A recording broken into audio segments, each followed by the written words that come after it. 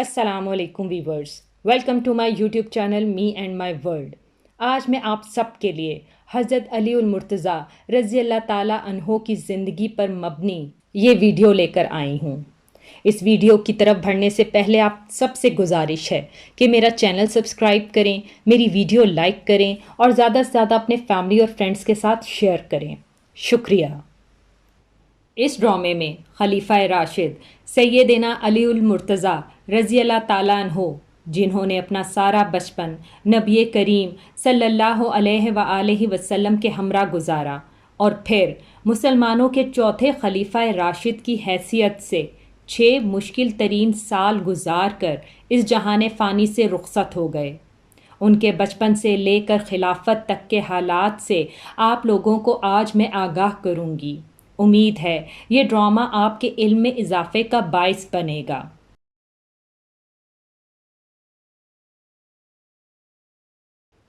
صحابہ اکرام رضی اللہ تعالیٰ عنہ کی مثال روشن ستاروں کی سی ہے۔ ان تمام ستاروں میں سب سے زیادہ تابناک اور روشن ستارے وہ صحابہ اکرام ہیں جو کہ ہمارے پہلے 4 خلفائے راشدین بھی ہیں۔ عشرہ مبشرہ میں بھی سب سے پہلے انہی 4 صحابہ اکرام کے نام ہیں جن کو دنیا میں ہی جنت الفردوس کی بشارت دے دی گئی۔ قرآن پاک میں بھی ان صحابہ اکرام رضی اللہ تعالیٰ عنہ کا درجہ سب سے بلند بتایا جنہوں نے اسلام لانے میں پہل کی، اللہ تبارک و تعالیٰ کے راستے میں ہجرت کی، کافروں سے جہاد کیا۔ سیدنا علی المرتضیٰ رضی اللہ تعالیٰ عنہ ایسے ہی صحابہ اکرام میں شامل ہیں۔ انہیں یہ شرف بھی حاصل ہے کہ وہ ایک بدری صحابی ہیں۔ اللہ تبارک و تعالیٰ نے بدری صحابہ اکرام کی تمام خطائیں معاف کر دیں۔ حضرت علی رضی اللہ تعالیٰ عنہ بیعت رضوان کرنے والے صحابہ اکرام میں بھی شامل تھے کہ جن کو اللہ تبارک و تعالیٰ نے واضح الفاظ میں اپنے راضی ہونے کی خوشخبری دی ہے، اور پھر حضرت علی المرتضیٰ رضی اللہ تعالیٰ عنہ کو شہادت جیسا رتبہ بھی نصیب ہوا۔ مسلمانوں کا ایمان ہے کہ راہ حق میں شہید جنت الفردوس کے حقدار ہیں۔ ان تمام خصوصیات کے علاوہ حضرت علی رضی اللہ تعالیٰ عنہ کی ایک خصوصیت یہ بھی ہے کہ نبی کریم صلی اللہ علیہ وآلہ وسلم نے اپنی پیاری بیٹی سیدہ فاطمہ رضی اللہ تعالیٰ عنہا آپ کے نکاح میں دیں۔ اس جلیل القدر ہستی کی زندگی کے اوراق آپ کے سامنے رکھتے ہیں۔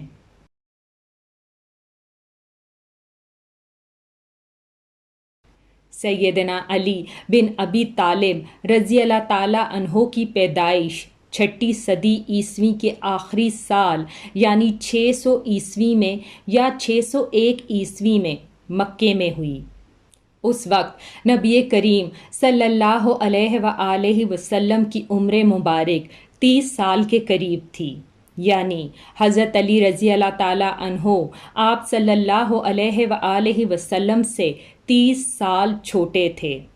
ہجری سن حضرت علی المرتضیٰ رضی اللہ تعالیٰ عنہ کی پیدائش کے تقریباً 23 سال بعد شروع ہوا۔ مطلب یہ کہ آپ رضی اللہ تعالیٰ عنہ نے ہجرت سے 23 سال پہلے اس دنیا میں آنکھ کھولی۔ والدہ محترمہ نے نام اسد یا حیدر رکھا جو کہ روایات سے پتہ چلتا ہے، لیکن والد محترم نے نام علی رکھا۔ پھر اسی نام پر والدین نے اتفاق کیا، البتہ بعد میں حیدر حضرت علی المرتضیٰ رضی اللہ تعالیٰ عنہ کا لقب ہو گیا۔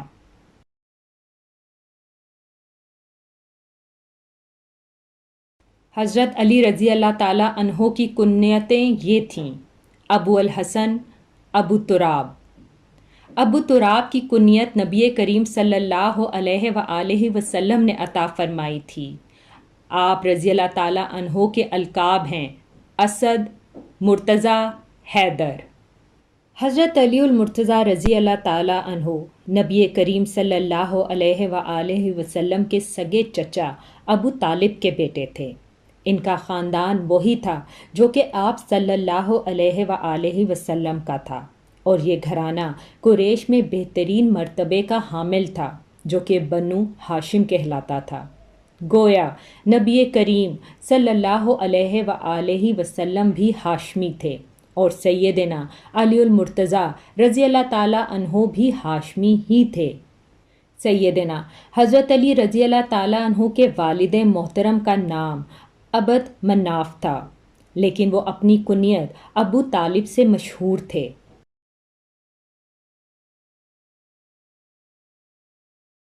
رسول کریم صلی اللہ علیہ وآلہ وسلم کے والد جناب عبداللہ اور ابو طالب سگے بھائی تھے، اور ان کا نسب اس طرح سے ہے۔ ابو طالب بیٹے تھے عبد المطلب کے، عبد المطلب بیٹے تھے ہاشم کے، ہاشم بیٹے تھے عبد مناف کے، اور عبد مناف بیٹے تھے قصی کے۔ ابو طالب مکے کے بزرگ اور سردار تھے۔ رسول کریم صلی اللہ علیہ وآلہ وسلم اپنے چچا ابو طالب کے لاڈلے تھے۔ آپ کے چچا آپ کو اپنی اولاد کی طرح چاہتے تھے۔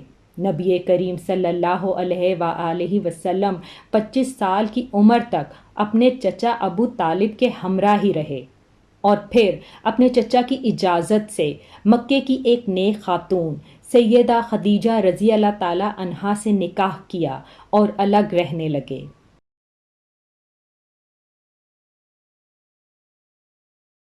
جب نبی کریم صلی اللہ علیہ وآلہ وسلم پر وحی کا نزول ہوا تو آپ صلی اللہ علیہ وآلہ وسلم کی زوجہ محترمہ حضرت خدیجہ رضی اللہ تعالی عنہا حضرت علی رضی اللہ تعالی عنہ کو ان کے چچا ورقہ بن نوفل کے پاس جلدی آنے کا پیغام دے کر بھجواتی ہیں۔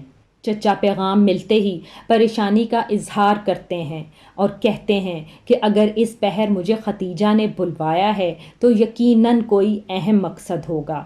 وہ گھر تشریف لاتے ہیں جہاں وحی کا پتہ چلتا ہے۔ چچا فرماتے ہیں جو بھی پیغام حق لایا اس کو بہت سختیاں جھیلنی پڑیں، بس میں دعا گو ہوں کہ زندہ رہوں اور اس وقت تک جب تک یہ لوگ تمہارے سخت دشمن نہ ہو جائیں۔ جب حضرت علی رضی اللہ تعالیٰ عنہ اپنے چچا ورقہ بن نوفل کو ان کے گھر تک چھوڑنے کے لیے ان کے ہمراہ ہوتے ہیں تو چچا حضرت علی رضی اللہ تعالیٰ عنہ کو نصیحت فرماتے ہیں کہ اپنے چچا زاد کو تنہا کبھی نہ چھوڑنا۔ وہ سچ کا پیغام لائے ہیں، وہ پیغام کہ زمینوں اور آسمانوں کے رب کی طرف سے آیا ہے۔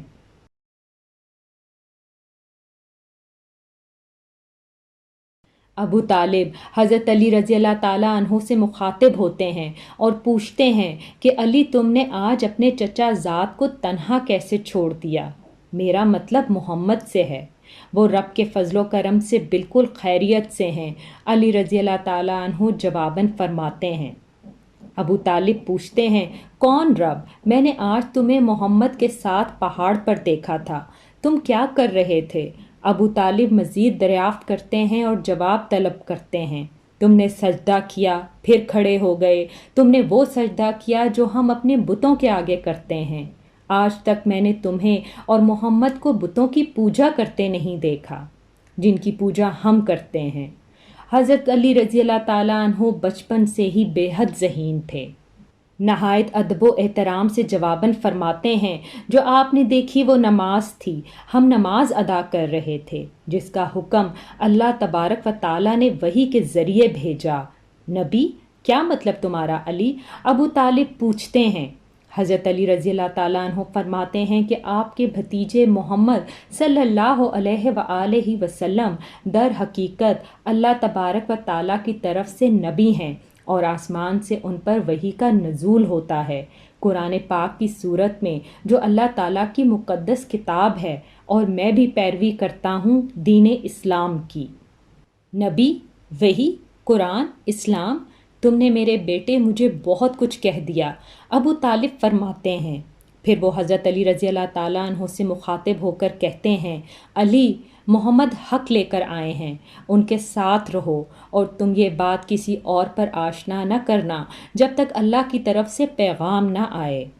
حضرت علی رضی اللہ تعالیٰ عنہ نے تمام بچپن اپنے والد اور چچا کی نصیحتوں پر عمل پیرا ہو کر نبی کریم صلی اللہ علیہ وآلہ وسلم کے ساتھ گزارا۔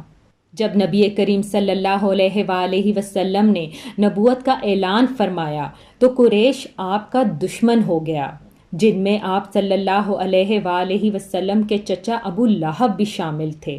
جب لوگوں کی دشمنی حد سے بڑھ گئی تو ابو طالب آپ کی حمایت میں اٹھ کھڑے ہوئے اور لوگوں سے خطاب کیا کہ اے قریش کے لوگوں، کیا تم نے میرے بھتیجے محبت کے بارے میں سنا، جنہیں تم لوگوں نے ہی صادق اور امین کے القابات دیے ہیں؟ وہ جو بھی تمہیں کہیں کیا تم لوگ اس پر یقین کرو گے؟ اگر وہ کہیں کہ پہاڑ کے پیچھے کوئی گھڑ سوار تم لوگوں پر حملہ کرنے آ رہا ہے تو کیا تم لوگ مان لو گے؟ لوگ آپس میں سرگوشیاں کرتے ہیں اور جواباً کہتے ہیں کہ یقیناً ہم محمد کی بات پر یقین کریں گے۔ پھر اگر محمد آپ کو کہے کہ اپنے دین پر ایمان لانے کو، اور کہیں کہ اللہ کی عبادت کرو اور ایمان لاؤ اس پر جو اللہ کا پیغمبر ہے، یہ تمہاری مرضی ہوگی اور اس وجہ سے میں نے تم لوگوں کو نہیں بلایا۔ بے شک محمد خود دلائل سے اپنی بات ثابت کریں گے، تاہم میں جانتا ہوں کہ وہ بہت ہی سنجیدہ معاملہ پیش کریں گے، جو کہ قریش کی تاریخ میں پہلے کبھی پیش نہ ہوا ہوگا۔ پھر ابو لہب کی طرف دیکھ کر فرماتے ہیں کہ میں بری خصلت والے انسانوں کو دیکھ سکتا ہوں۔ ابو طالب مزید فرماتے ہیں کہ میں تم لوگوں سے ہرگز کوئی زبردستی نہ کروں گا، لیکن ہمیشہ اپنے بھتیجے کے ساتھ رہوں گا اور اس کی حفاظت اور دیکھ بھال کروں گا۔ ابو لہب چلاتا ہے کہ وہ جھوٹا ہے، میں بھی اس کا چچا ہوں لیکن اس کو جھوٹا ہی سمجھتا ہوں۔ ابو طالب ابو لہب کو جواب دیتے ہوئے فرماتے ہیں، خدا کی قسم ہم محمد کی حفاظت کریں گے جب تک وہ زندہ ہیں۔ پھر فرماتے ہیں کہ اے بنو ہاشم، تم نے ہمیں بھی سنا اور اسے بھی سنا، تم لوگ کس کا احترام کرتے ہو؟ پیچھے کھڑے ان کے بھائی اور محمد کے چچا حضرت حمزہ رضی اللہ تعالیٰ عنہ کہتے ہیں کہ ہم سب آپ کا احترام کریں گے۔ ابو طالب، آپ ہمارے بڑے ہیں، بزرگ ہیں، سردار ہیں۔ وہاں موجود تمام لوگ حضرت حمزہ رضی اللہ تعالیٰ عنہ کی ہاں میں ہاں ملاتے ہیں اور کہتے ہیں کہ بے شک ہم سب محمد صلی اللہ علیہ وآلہ وسلم کی حفاظت کریں گے، بے شک اس ارادے میں ہم سب فنا ہی کیوں نہ ہو جائیں۔ یہ کہہ کر سب لوگ وہاں سے چلے جاتے ہیں۔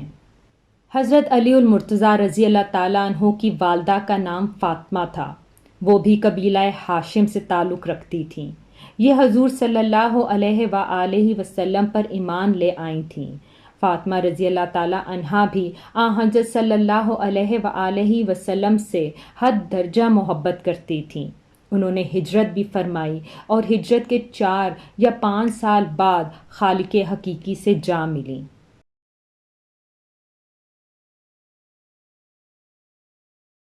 سیدنا علی المرتضیٰ رضی اللہ تعالیٰ عنہ 5 سال کے تھے کہ ملک میں قحط پڑ گیا۔ ابو طالب پر ایک بڑے کنبے کا بوجھ تھا، اس لیے آپ صلی اللہ علیہ وآلہ وسلم نے ان سے علی المرتضیٰ رضی اللہ تعالیٰ عنہ کو مانگ لیا۔ اس وقت سے سیدنا علی المرتضیٰ رضی اللہ تعالیٰ عنہ نبی کریم صلی اللہ علیہ وآلہ وسلم کے ساتھ ہی رہنے لگے۔ ویسے بھی علی المرتضیٰ رضی اللہ تعالیٰ عنہ اپنے چچا زاد کو تنہا نہ چھوڑتے تھے اور اس طرح ہر وقت کے لیے آپ کے ساتھی ہو گئے۔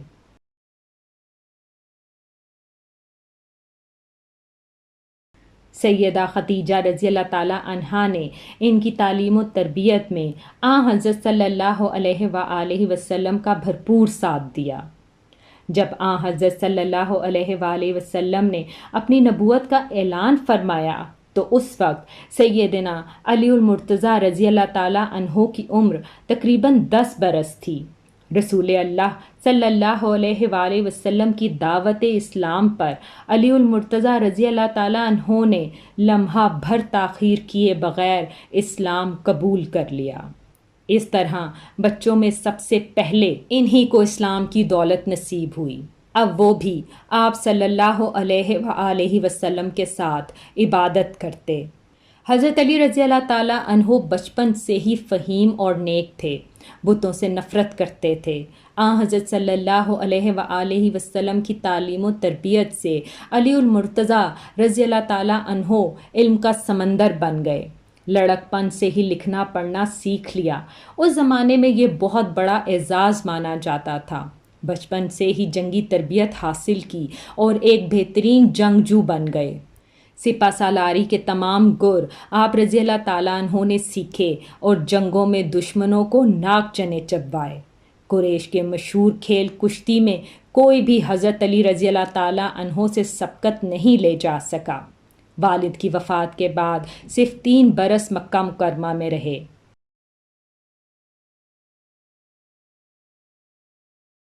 رسول کریم صلی اللہ علیہ وآلہ وسلم نے جب ہجرت فرمائی تو سیدنا علی رضی اللہ تعالیٰ عنہ کو اپنے بستر پر سلایا۔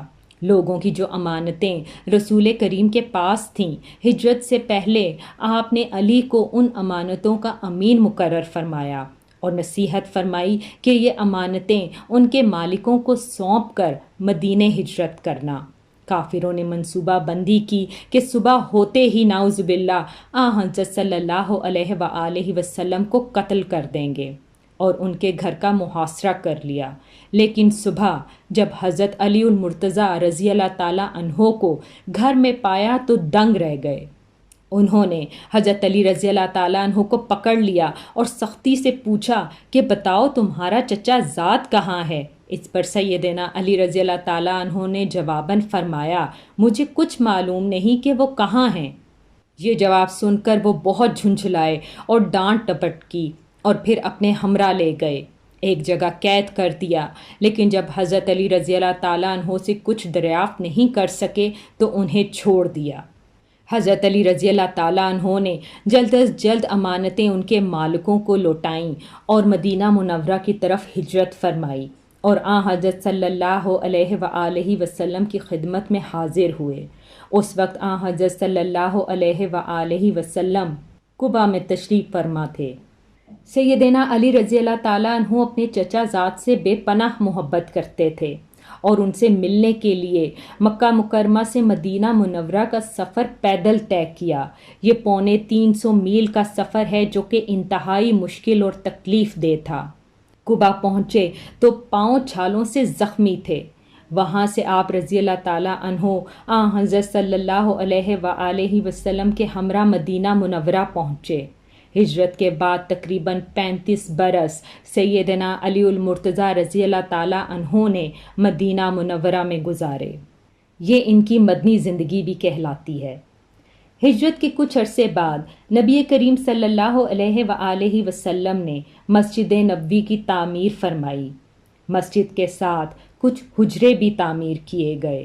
جب بھائی چارے کی بات آئی تو حضرت صلی اللہ علیہ وآلہ وسلم نے حضرت علی رضی اللہ تعالیٰ عنہ کو اپنا بھائی بنایا اور مسجد کے قریب بنائے گئے حجروں میں رہائش لی۔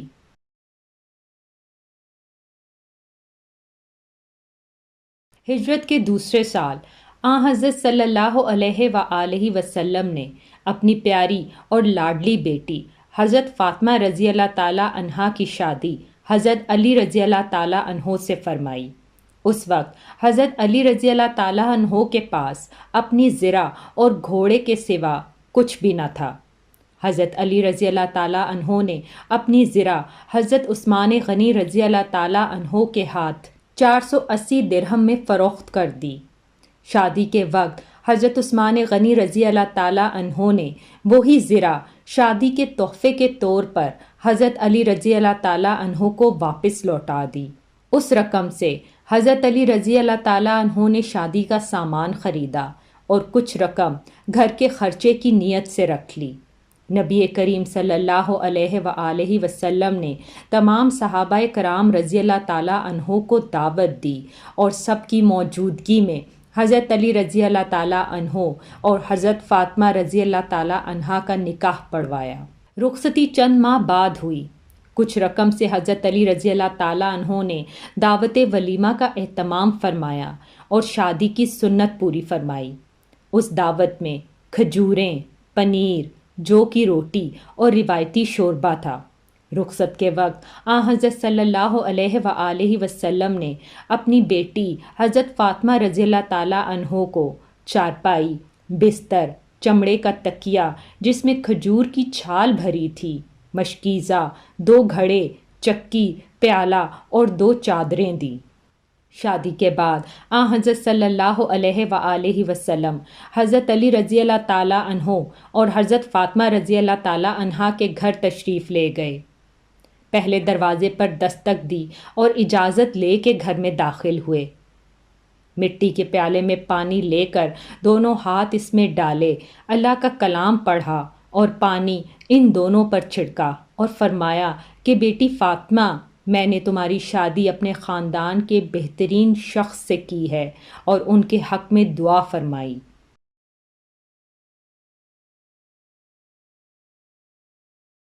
رمضان 2 ہجری جو کہ حضرت علی المرتضیٰ رضی اللہ تعالیٰ عنہ اور حضرت فاطمہ رضی اللہ تعالیٰ عنہا کی شادی کا سال بھی تھا، غزوہ بدر پیش آیا۔ شادی کے بعد حضرت علی رضی اللہ تعالیٰ عنہ اپنی زوجہ محترمہ حضرت فاطمہ رضی اللہ تعالیٰ عنہا کا بے پناہ خیال رکھتے تھے۔ وہ بھی اپنے شوہر کی مرضی اور خوشی کو محترم جانتی تھیں اور بے حد عزت کرتی تھیں۔ دونوں نے گھر کے کام آپس میں بانٹے۔ ایک مرتبہ کا ذکر ہے کہ حضرت صلی اللہ علیہ وآلہ وسلم ان کے گھر تشریف لائے تو حضرت علی رضی اللہ تعالیٰ عنہ گھر پر موجود نہ تھے۔ سیدہ فاطمہ رضی اللہ تعالیٰ عنہا سے دریافت کیا تو انہوں نے بتایا کہ میرا ان سے کوئی جھگڑا ہو گیا تھا، وہ غصے میں گھر سے باہر چلے گئے۔ آپ صلی اللہ علیہ وآلہ وسلم نے حضرت علی رضی اللہ تعالیٰ عنہ کے بارے میں پتہ کروایا تو وہ مسجد میں سو رہے تھے۔ آپ صلی اللہ علیہ وآلہ وسلم ان سے ملنے مسجد تشریف لے گئے۔ حضرت علی رضی اللہ تعالیٰ عنہ سوئے ہوئے تھے اور ان کی چادر پہلو سے سرک گئی تھی اور مٹی ان کے جسم سے لگ گئی تھی۔ آپ صلی اللہ علیہ وآلہ وسلم گرد صاف کرنے لگے اور فرمایا، ابو تراب اٹھو، اور اس وقت سے حضرت علی رضی اللہ تعالیٰ عنہ کا لقب ابو تراب مشہور ہو گیا۔ تراب کا معنی مٹی ہے، یعنی مٹی والا۔ کوئی انہیں ابو تراب کہہ کر پکارتا تو حضرت علی رضی اللہ تعالیٰ عنہ بے پناہ خوش ہوتے۔ حضرت علی رضی اللہ تعالیٰ عنہ کو دنیاوی سامان اور مال و دولت سے رتی برابر محبت نہ تھی۔ آپ نے بہت عاجزانہ زندگی گزاری، محنت مزدوری کر کے روزی کماتے، روکھی سوکھی کھا کر بھی اللہ کا شکر ادا کرتے۔ لڑائی کے میدان میں جاتے تو حضرت رضی اللہ تعالیٰ عنہ فرمایا کرتے تھے کہ مجھے لڑائی کے میدان میں پرواہ نہیں ہوتی کہ موت میری طرف آ رہی ہے یا میں موت کی جانب رواں ہوں۔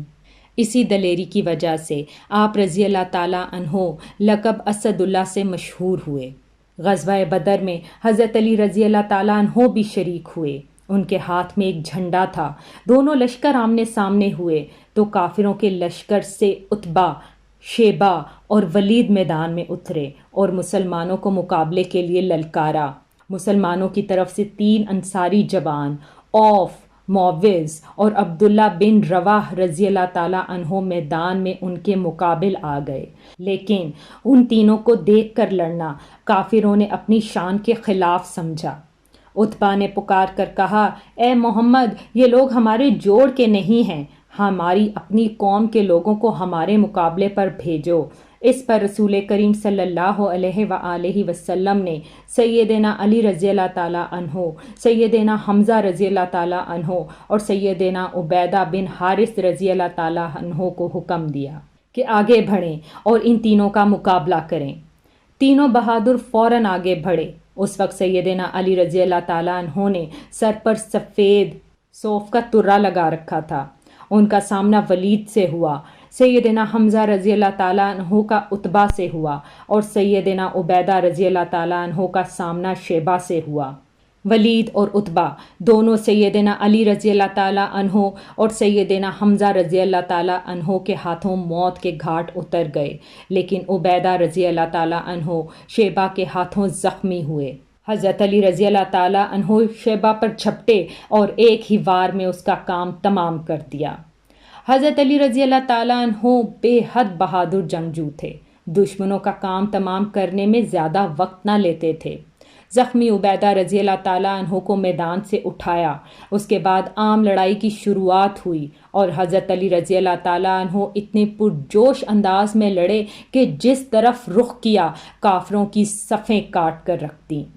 دوسرے مسلمان بھی بہت بہادری سے لڑے اور کافروں کو شکست فاش کا سامنا ہوا۔ کافروں کے بڑے بڑے سردار اس لڑائی میں مارے گئے، یہاں تک کہ ابو جہل بھی جہنم رسید ہوا۔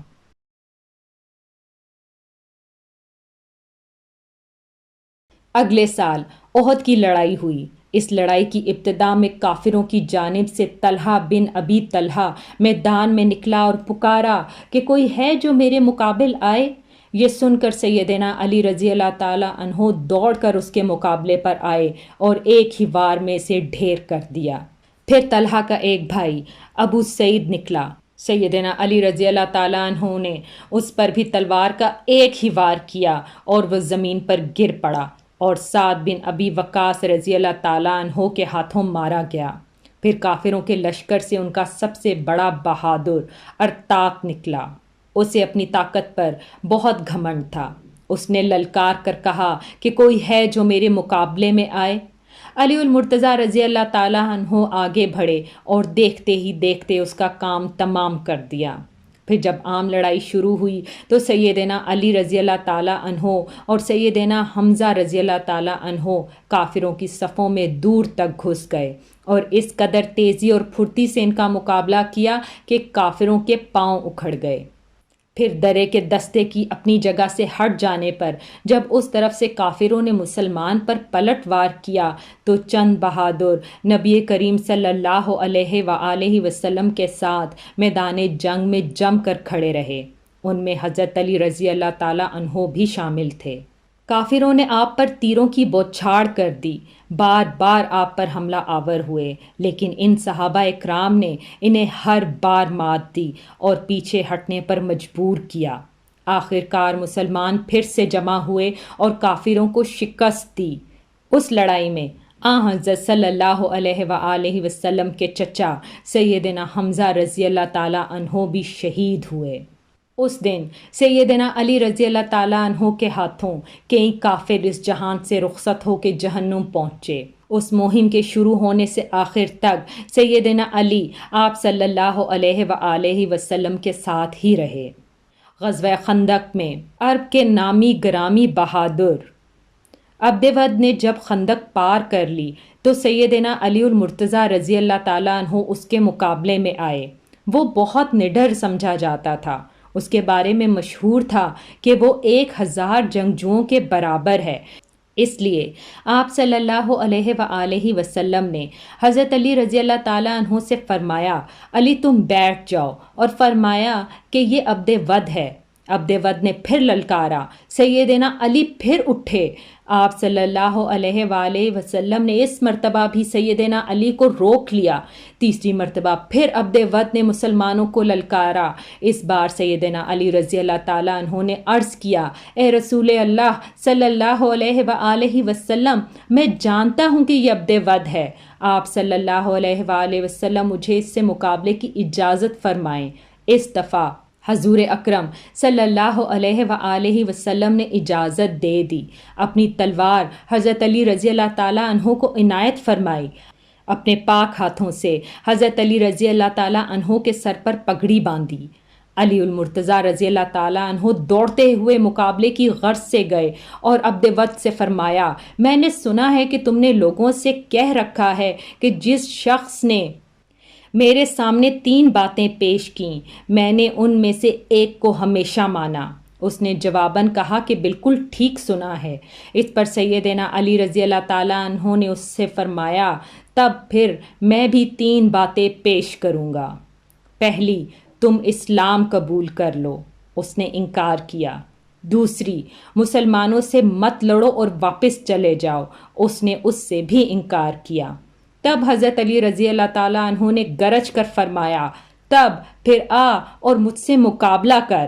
عبدود یہ سن کر ہنس پڑا، کہنے لگا، میں یہ کبھی سوچ بھی نہیں سکتا تھا کہ عرب میں کبھی کوئی مجھ سے لڑنے کی جرت دکھا سکتا ہے۔ یہ کہہ کر وہ گھوڑے سے اترا اور مزید بولا، تم کون ہو؟ سیدنا علی المرتضیٰ رضی اللہ تعالیٰ عنہ نے جواباً فرمایا، میرا نام علی بن ابی طالب ہے۔ عبد ود یہ سن کر بولا، تمہارے والد میرے دوست تھے، اس لیے میں تم سے لڑنا نہیں چاہتا۔ یہ سن کر سیدنا علی رضی اللہ تعالیٰ عنہ نے فرمایا، لیکن اے اللہ کے دشمن، میں تم سے لڑنا چاہتا ہوں۔ اب عبد ود غصے میں آ گیا اور آگے بڑھ کر حضرت علی رضی اللہ تعالیٰ عنہ پر تلوار سے وار کیا۔ حضرت علی رضی اللہ تعالیٰ عنہ نے ڈھال آگے کر دی۔ وار اس قدر پرزور تھا کہ ڈھال کٹ گئی اور تلوار علی المرتضیٰ رضی اللہ تعالیٰ عنہ کی پیشانی پہ جا لگی۔ وہ زخمی ہو گئے۔ زخم کھا کر وہ شیر کی طرح جھپٹے اور عبد ود پر ایسا وار کیا کہ تلوار اس کے کندھے کو کاٹتی سینے تک اتر آئی اور وہ وہیں ڈھیر ہو گیا۔ اس کے گرتے ہی سیدنا علی رضی اللہ تعالیٰ عنہ نے بلند آواز میں نعرہ تکبیر لگایا، اللہ اکبر۔ اب عبد ود کے کچھ ساتھی آگے بڑھے، لیکن ان میں سے کوئی بھی حضرت علی رضی اللہ تعالیٰ عنہ کی تلوار کے وار سے فرار نہ پا سکا۔ بھاگ نکلے۔ ان میں سے ایک نوفل بن عبداللہ خندق میں گر گیا۔ حضرت علی رضی اللہ تعالیٰ عنہ نے خندق میں اتر کر اسے تلوار سے قتل کر دیا۔ رسول اللہ صلی اللہ علیہ وآلہ وسلم نے بنو قریظہ کی طرف کوچ کا ارادہ کیا تو سیدنا علی رضی اللہ تعالیٰ عنہ کو فوج کا جھنڈا دے کر آگے روانہ فرمایا۔ پھر 3000 مجاہدین کے ساتھ آپ صلی اللہ علیہ وآلہ وسلم نے سفر کا آغاز کیا۔ لڑائی سے پہلے ہی بنو قریظہ ہمت ہار بیٹھے اور ہتھیار ڈال دیے۔ مدینے سے 60 کلومیٹر دور فدق نامی یہودیوں کی بستی تھی۔ یہ یہودی خیبر کے یہودیوں کو مسلمانوں سے مقابلے کے لیے اکسا رہے تھے۔ آپ صلی اللہ علیہ وآلہ وسلم نے حضرت علی رضی اللہ تعالیٰ عنہ کو 200 سوار دیے اور ان کی طرف روانہ فرمایا۔ مسلمانوں نے ان یہودیوں کو شکست فاش دی اور وہ سب بھاگ نکلے۔ مسلمانوں کے ہاتھ 500 اونٹ اور 2000 بکریاں لگیں۔ وہ ان کو ہانک کر مدینہ منورہ لے گئے۔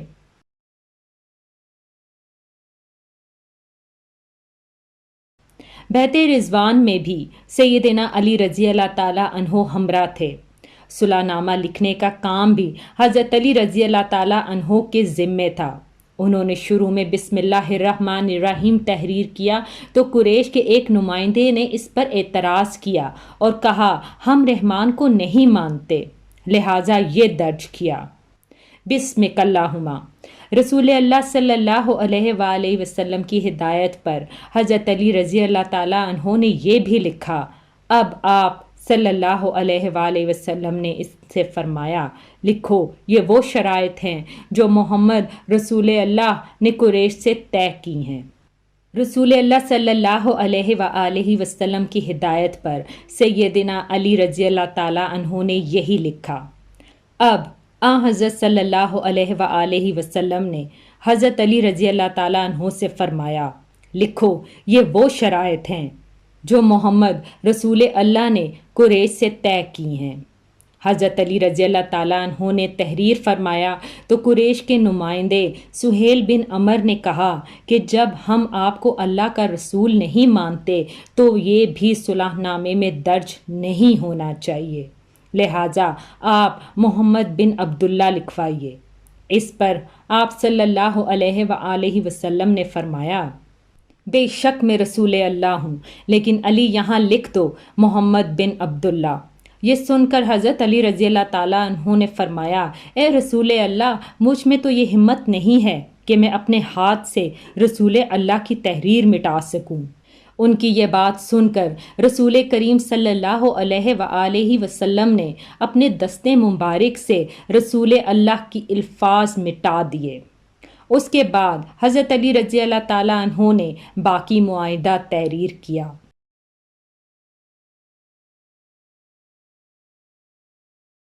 جن یہودیوں کو شرارتوں کی وجہ سے مدینہ سے نکالا گیا تھا وہ خیبر کے قلعوں میں اکٹھا ہو گئے۔ بہت سے یہودی وہاں پہلے سے ہی موجود تھے۔ یہ سب مسلمانوں کے خلاف سازشوں سے باز نہیں آ رہے تھے، چنانچہ آپ صلی اللہ علیہ وآلہ وسلم نے ان کی سرکوبی کا فیصلہ فرمایا۔ وہ مدینہ منورہ پر حملہ آور ہونے کی تیاریوں میں مصروف تھے۔ رسول کریم صلی اللہ علیہ وآلہ وسلم 1600 صحابہ اکرام کے ساتھ خیبر روانہ ہوئے۔ سب قلعے ایک ایک کر کے فتح کر لیے، لیکن ایک قلعہ جس کا نام کموس تھا فتح ہونے میں نہ آیا۔ جب آپ صلی اللہ علیہ وآلہ وسلم کے کئی صحابہ اکرام رضی اللہ تعالیٰ عنہ کی کوششیں کامیاب نہ ہو سکیں تو آپ صلی اللہ علیہ وآلہ وسلم نے فرمایا کہ کل میں جھنڈا ایک ایسے شخص کو دوں گا جو اللہ اور اس کے رسول سے محبت کرتا ہے اور اللہ اور اس کا رسول اس سے محبت کرتے ہیں، جس کے ہاتھ سے خیبر فتح ہو جائے گا۔ دوسرے دن جب تمام صحابہ کرام رضی اللہ تعالیٰ عنہ اس جھنڈے کے منتظر تھے، کیونکہ وہ سب اللہ اور اس کے رسول سے بے پناہ محبت کرتے تھے، رسول اللہ نے دریافت فرمایا علی کہاں ہے؟ بتایا گیا کہ ان کی آنکھیں دکھتی ہیں۔ آپ صلی اللہ علیہ وآلہ وسلم نے انہیں بلوایا، آنکھوں پر اپنا لعاب مبارک لگایا۔ حضرت علی رضی اللہ تعالیٰ عنہ کی آنکھیں اسی وقت ٹھیک ہو گئیں۔ آپ صلی اللہ علیہ وآلہ وسلم نے انہیں جھنڈا دے کر کموس کی طرف روانہ فرمایا۔ اس قلعے کا حاکم مرحب تھا جو کہ یہودیوں کے نامی گرامی بہادروں میں سے ایک تھا۔ سیدنا علی رضی اللہ تعالیٰ عنہ قلعہ کموس کے سامنے پہنچے تو مرحب زرہ پہنے غرور سے باہر نکلا۔ حضرت علی رضی اللہ تعالیٰ عنہ کو اپنے مقابل دیکھا تو بولا، کیا مسلمانوں کی فوج میں تم سے بہتر کوئی جنگجو نہ تھا؟ خیبر جانتا ہے کہ میرا نام مرحب ہے، ہتھیار بند، بہادر، تجربے کار اور لڑائی کے بھڑکتے شعلے کا مقابلہ کرنے والا۔ سیدنا علی المرتضیٰ رضی اللہ تعالیٰ عنہ نے یہ سن کر جواب دیا کہ میں وہ شخص ہوں جس کا نام اس کی ماں نے حیدر رکھا، جنگل کے شیر کی طرح ہیبت ناک اور نڈر، اور میں دشمنوں کو آنکھ جھپکنے میں قتل کر دیتا ہوں۔ مرحب نے آگے بڑھ کر تلوار کا وار کیا۔ سیدنا علی المرتضیٰ رضی اللہ تعالیٰ عنہ پھرتی سے اس کے وار سے بچ گئے۔ پھر حضرت علی رضی اللہ تعالیٰ عنہ نے جواباً مرحب پر ایسا بھرپور وار کیا کہ ان کی تلوار نے مرحب کی کھوپڑی چیر کر رکھ دی، اور پھر اپنی فوج کو لے کر آگے بڑھے، قلعے کا دروازہ توڑا اور اندر داخل ہو گئے۔ اس طرح کموس بھی فتح ہو گیا۔ سارے خیبر کو مسلمانوں نے فتح کر لیا۔ واپس لوٹے تو آپ صلی اللہ علیہ وآلہ وسلم نے حضرت علی رضی اللہ تعالیٰ عنہ کی پیشانی کو چوم لیا اور فرمایا، اللہ تجھ سے راضی ہوا اور میں بھی۔ سیدنا علی المرتضیٰ رضی اللہ تعالیٰ عنہ یہ سن کر رونے لگے۔ یہ آنسو خوشی کے تھے۔ اس موقع پر کچھ لوگ جو حبشہ میں رہ گئے تھے واپس لوٹ آئے۔ ان میں حضرت علی رضی اللہ تعالیٰ عنہ کے بھائی جعفر بن ابی طالب رضی اللہ تعالیٰ عنہ بھی شامل تھے۔ ان کے لوٹ آنے کی بھی سب کو بے پناہ خوشی تھی۔ کئی برس کے بچھڑے بھائی ایک دوسرے سے ملے تو آنکھیں اشک بار ہو گئیں۔ 7 ہجری میں رسول اللہ صلی اللہ علیہ وآلہ وسلم اپنے بہت سے صحابہ کرام کے ساتھ عمرے کے لیے روانہ ہوئے۔ ان میں سیدنا علی رضی اللہ تعالیٰ عنہ بھی شامل تھے۔ عمرے سے فارغ ہو کر مسلمان 3 دن بعد مکہ مکرمہ سے نکل آئے اور مدینہ منورہ کی طرف روانہ ہوئے۔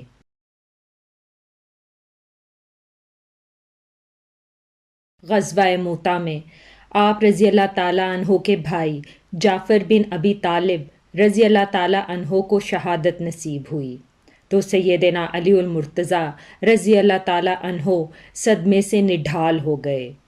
نبی کریم صلی اللہ علیہ وآلہ وسلم نے حضرت علی رضی اللہ تعالیٰ عنہ کو دلاسا دیا۔ بھائی کی شہادت کے بعد ان کے بچوں کی پرورش سیدنا علی رضی اللہ تعالیٰ عنہ نے خود کی۔ ان کے بیٹے عبداللہ رضی اللہ تعالیٰ عنہ جوان ہوئے تو سیدنا علی رضی اللہ تعالیٰ عنہ نے اپنی پیاری بیٹی زینب رضی اللہ تعالیٰ عنہ کی شادی ان سے کر دی۔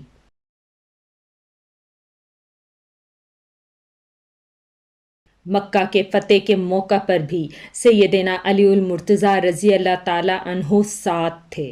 کعبے میں رکھے ہوئے بتوں کو آپ صلی اللہ علیہ وآلہ وسلم نے توڑنا شروع کیا تو سیدنا علی رضی اللہ تعالیٰ عنہ نے اس کام میں آپ صلی اللہ علیہ وآلہ وسلم کا ہاتھ بٹایا۔ کعبے کے ایک بت کو توڑنے کی غرض سے آپ صلی اللہ علیہ وآلہ وسلم نے حضرت علی رضی اللہ تعالیٰ عنہ کو اپنے کندھے پر سوار کیا۔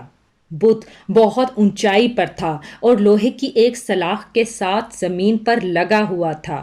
سیدنا علی رضی اللہ تعالیٰ عنہ نے اس بت کو بھی گرا دیا اور کعبے سے باہر پھینک دیا۔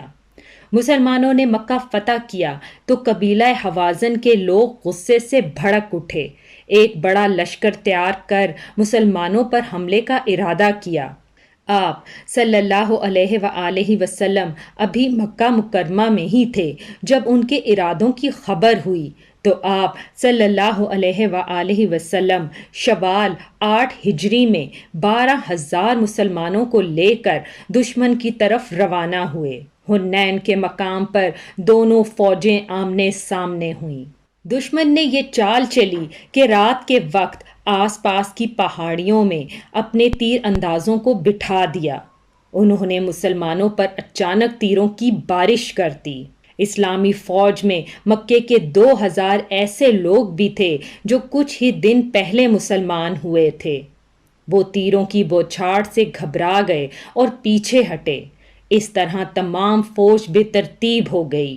صرف آپ صلی اللہ علیہ وآلہ وسلم چند بہادر جنگجوؤں کے ساتھ میدان میں رہ گئے۔ ان میں سیدنا حضرت علی رضی اللہ تعالیٰ عنہ بھی شامل تھے۔ وہ شروع سے لے کر آخر تک آپ صلی اللہ علیہ وآلہ وسلم کے ہمراہ رہے اور بلند حوصلے سے لڑے۔ جلد ہی تمام مسلمان سنبھل گئے، انہوں نے پلٹ وار کیا اور تب دشمن شکست سے دوچار ہوا۔ 9 ہجری میں حضرت صلی اللہ علیہ وآلہ وسلم نے سیدنا علی رضی اللہ تعالیٰ عنہ کو 150 گھڑ سوار دے کر یمن کے قبیلہ بنو طے کی طرف روانہ کیا۔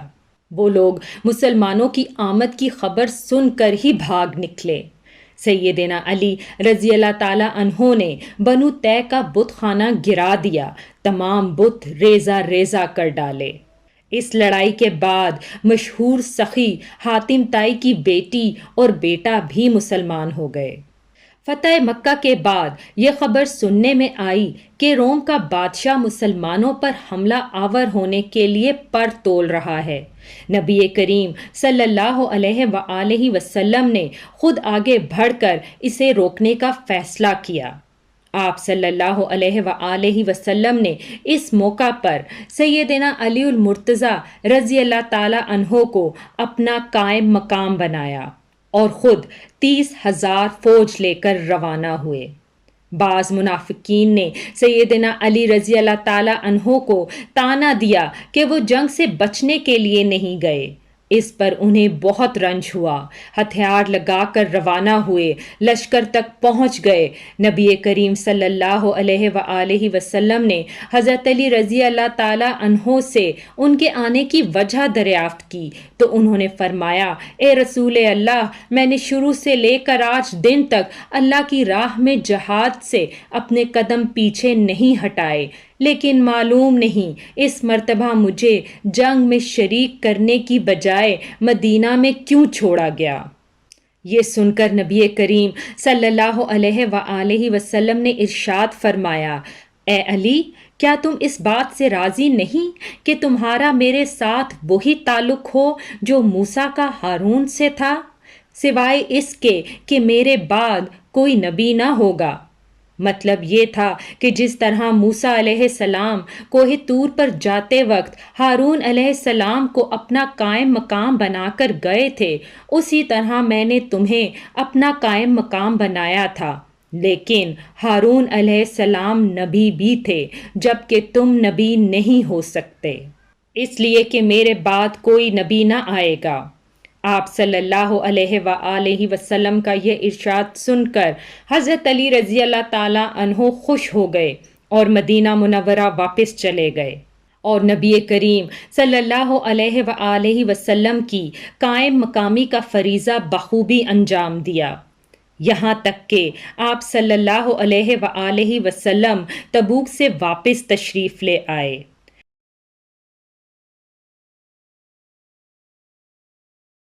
مکہ مکرمہ کی فتح کے بعد نبی کریم صلی اللہ علیہ وآلہ وسلم نے سیدنا خالد بن ولید رضی اللہ تعالیٰ عنہ کو حکم دیا کہ وہ یمن جا کر قبیلہ ہمدان کو اسلام کی دعوت دیں۔ وہ گئے، بہت کوششیں کیں، لیکن قبیلہ ہمدان کے رہائشیوں نے اسلام قبول کرنے سے انکار کر دیا۔ اب آپ صلی اللہ علیہ وآلہ وسلم نے حضرت علی رضی اللہ تعالیٰ عنہ کو اس ذمہ داری کے ساتھ قبیلہ ہمدان بھیجا۔ آپ صلی اللہ علیہ وآلہ وسلم نے قبیلہ ہمدان کے نام ایک خط بھی دیا۔ علی المرتضیٰ رضی اللہ تعالیٰ عنہ نے وہ خط قبیلے والوں کو سنایا اور ان سب کو اسلام کی دعوت دی۔ اس خط کے الفاظ کا اثر قبیلہ والوں پر بے پناہ ہوا۔ پھر سیدنا علی رضی اللہ تعالیٰ عنہ نے جو ان کے سامنے واعظ کیا وہ بھی بہت ہی پر اثر تھا، چنانچہ ان لوگوں نے اسلام قبول کر لیا۔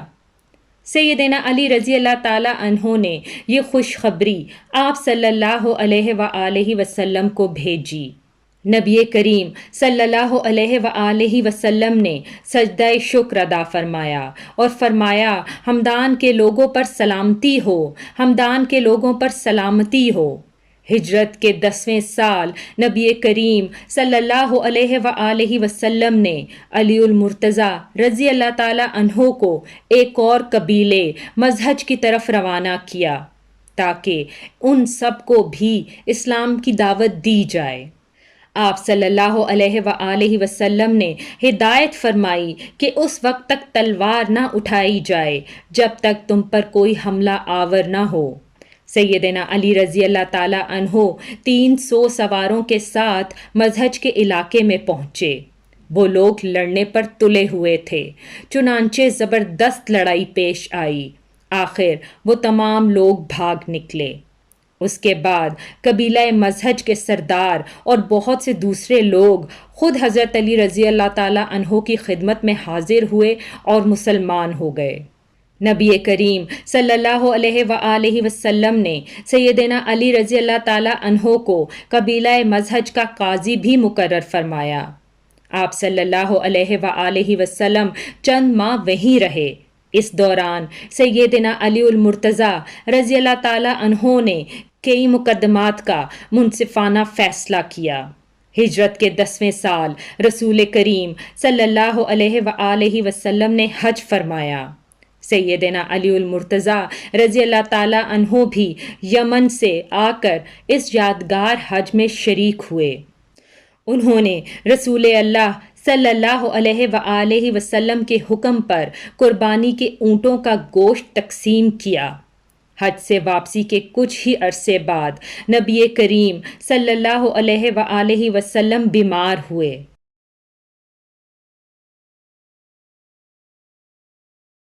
ہجرت کے 11ویں سال حضرت صلی اللہ علیہ وآلہ وسلم اس جہان فانی سے تشریف لے گئے۔ یہ صدمہ حضرت علی رضی اللہ تعالیٰ عنہ کی زندگی کا سب سے بڑا صدمہ تھا۔ انہوں نے حضرت عباس رضی اللہ تعالیٰ عنہ، ان کے 2 بیٹے قسم اور فضل اور ایک انصاری صحابی کے ساتھ مل کر آپ صلی اللہ علیہ وآلہ وسلم کو غسل دیا۔ قبر مبارک تیار ہو گئی تو سیدنا علی المرتضیٰ رضی اللہ تعالیٰ عنہ نے فضل بن عباس رضی اللہ تعالیٰ عنہ، اسامہ بن زید رضی اللہ تعالیٰ عنہ اور عبداللہ بن عوف رضی اللہ تعالیٰ عنہ کے ساتھ مل کر نبی کریم صلی اللہ علیہ وآلہ وسلم کو قبر میں اتارا۔